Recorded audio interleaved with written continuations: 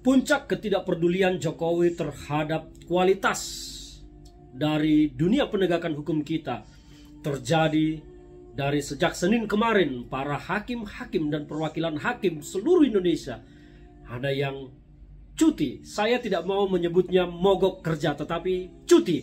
Mengapa hakim ini sampai harus mengambil sikap cuti dari pekerjaannya untuk menuntut kenaikan kesejahteraan mereka? Indonesia memang selama ini terkenal dengan dunia penegakan hukum yang bagai belantara gelap. Siapa yang berurusan dengan hukum, maka siap-siaplah dirinya akan diperas menderita. Itulah selama ini opini dan stigma yang muncul di tengah masyarakat kita. Dan ini bukti nyata bagaimana tidak pedulinya Jokowi terhadap kualitas penegakan hukum kita. Ketika hakim-hakim yang harusnya kesejahteraan mereka dijamin negara tidak diperdulikan oleh Jokowi, dan mereka harus mengambil cuti kerja untuk menuntut kesejahteraannya. Saya menonton tadi sebuah tayangan video di sebuah media nasional ketika perwakilan para hakim ini bertemu dengan Komisi 3 yang dipimpin pertemuannya oleh Bapak Wakil Ketua DPR, Bapak Sufmi Dasko dari Gerindra.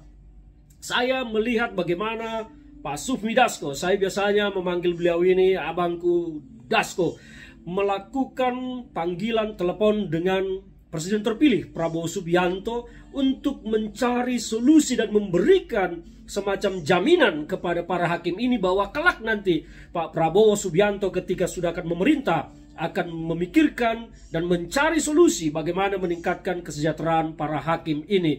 Menurut saya apa yang dilakukan oleh Dasko sesuatu yang memang penting untuk menunjukkan bahwa pemerintah ke depan berbeda dengan pemerintah sekarang. Inilah saya harus mengucapkan terima kasih kepada Prof. Sufmi Dasko yang sudah berupaya mencari solusi atas masalah-masalah dan tuntutan yang dihadapi oleh para hakim kita. Sekali lagi terima kasih untuk itu. Kita kembali kepada soal penegakan hukum kita. Rimba belantara hukum kita di bawah Jokowi benar-benar buruk sekali. Bahkan KPK, pimpinan KPK pun menyatakan keluhannya di tengah publik karena mereka sangat sulit ketemu dengan presiden. Bahkan pimpinan KPK menyatakan presiden lebih mudah ketemu ketum ormas daripada ketemu pimpinan KPK. Padahal harusnya Jokowi menyempatkan diri datang, bahkan kalau perlu datang ke gedung KPK, menunjukkan dukungannya bahwa Jokowi berpihak kepada penegakan hukum pemberantasan korupsi. Tetapi yang ada pimpinan KPK malah mengeluh mereka sangat sulit untuk bertemu dengan Presiden Jokowi. Jokowi tampaknya tidak memberikan perhatian kepada unsur-unsur penegakan hukum seperti ini. Publik malah melihat bahwa Jokowi lebih memperhatikan pihak kepolisian yang kemungkinan besar bisa dimanfaatkan tenaganya oleh Jokowi. Itu adalah opini publik dan kita tidak boleh alergi dengan ini, dengan kritik ini. Justru ke depan tidak boleh lagi kekuasaan memanfaatkan tenaga dari para aparat penegak hukum untuk kepentingan politiknya, kepentingan pribadinya, seperti apa yang selalu dilihat oleh masyarakat belakangan ini. Dan aparat penegak hukum harusnya bersih dari kepentingan-kepentingan politik. Dan ini tidak terdapat di masa pemerintahan Jokowi. Justru di pemerintahan Jokowi semua indeks-indeks pemberantasan korupsi penegakan hukum sangat buruk kualitasnya. Masih untung ada Kejaksaan Agung yang meningkat kepercayaan publik terhadap Kejaksaan Agung karena Kejaksaan Agung gencar melakukan tindakan-tindakan pemberantasan korupsi, bahkan lebih gencar daripada KPK. KPK lembaga super body yang memiliki kewenangan super tetapi ternyata lembek seperti kerupuk kena sirap air. Bahkan yang terakhir, telah terhadap dugaan gratifikasi jet pribadi yang dilakukan oleh Kaisang, sampai hari ini KPK tidak berani mengumumkan apa hasil telahnya.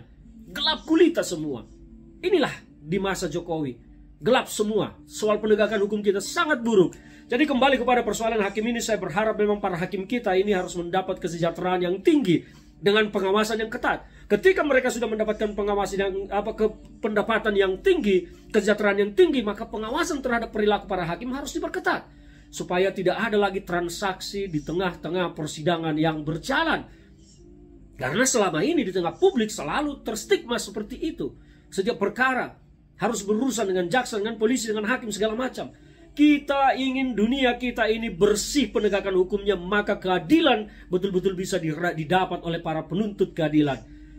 Inilah harapan kita ke depan. Dan saya tadi mendengar video bagaimana pernyataan Pak Prabowo. Saya berharap Pak Prabowo Subianto lebih berpihak kepada penegakan hukum yang bersih ke depan di masa pemerintahannya, supaya Indonesia ini bisa lebih maju, lebih sejahtera, dan tidak hanya dimiliki oleh segelintir orang karena bisa memperalat kekuasaannya dengan mengerahkan penegakan hukum untuk kepentingannya. Wow, jangan sampai ada mafia sprindik di negara ini.